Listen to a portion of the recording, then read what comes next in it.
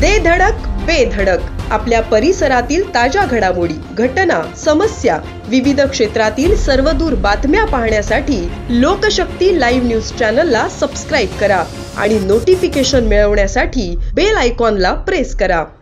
Share मार्केटच्या नावाखाली online फसवणूक करणाऱ्या 2 आरोपींना नवी मुंबई पोलिसांच्या सायबर विभागाने अटक केली आहे। या घटनेत कोट्यवधी रुपयांची फसवणूक झाल्याचे नवी मुंबईच्या सायबर विभागाने उघड केले आहे। सायबर विभागाचे वरिष्ठ पोलीस निरीक्षक गजानन कदम यांच्या मार्गदर्शनाखाली पोलिसांनी कारवाई करत आरोपींना तुर्भे येथील सारस्वत बँकेच्या परिसरातून अटक केली आहे। शेअर मार्केटमध्ये गुंतवणूक करून फिर्यादीला जास्त नफा मिळण्याचे आमिष दाखवून 17 फेब्रुवारी ते 24 एप्रिल या कालावधीत सलमान निजामुद्दीन खान 35 वर्ष राहणार घनसोली नवी मुंबई व प्रकाश कर्मशील भानुशाली 39 वर्ष राहणार कोपरखैरणे या 2 आरोपींनी जवळपास 3,70,06,000 रुपये गुंतवण्यास सांगितले।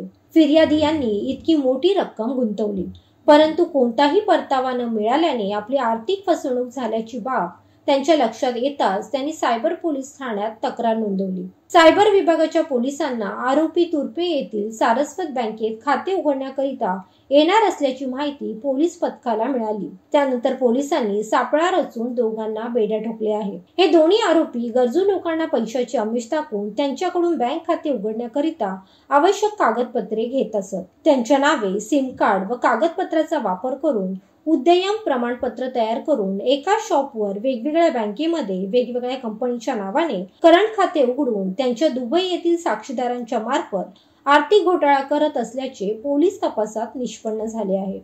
लोकशक्ती लाईव्ह साठी न्यूज ब्युरो, नवी मुंबई। अशाच सच्चाई दर्शवणाऱ्या बातम्या पाहण्यासाठी लोकशक्ती लाईव्ह न्यूज चॅनलला लाईक करा, शेअर करा आणि सबस्क्राईब करा।